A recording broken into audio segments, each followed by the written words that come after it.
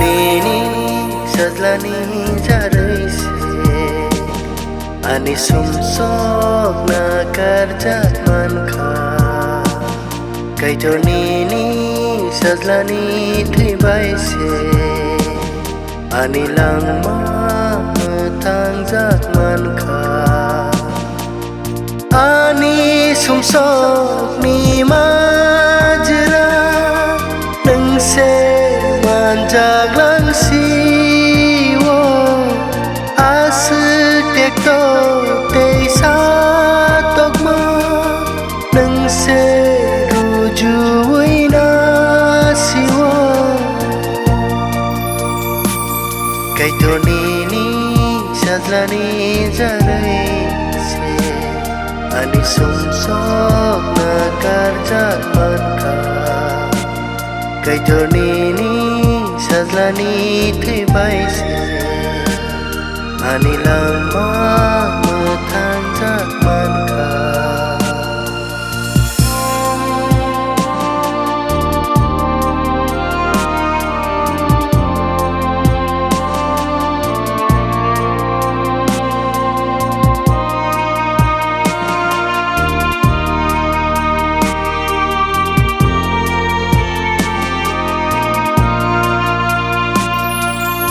Anghai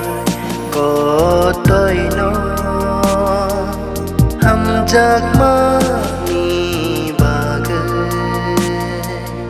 Anghai sumnano khairok mani bagai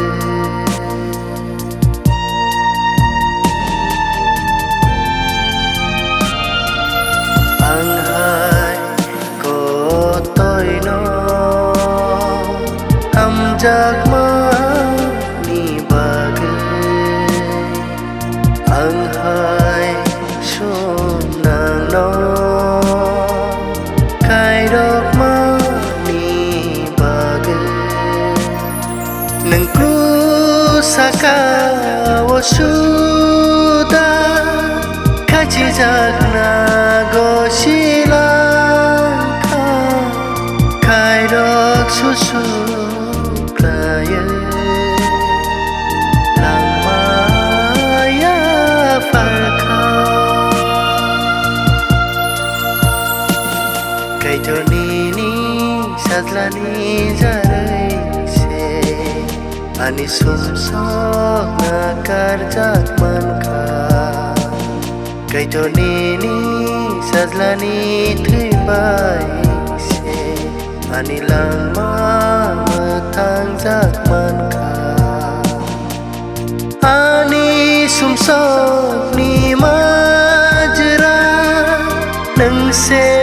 manjaglang siwo astekto teisa tokma nengse rujuina siwo kaito nini sajlani jaraise ani sumsok na karjak mankha kaito nini sajlani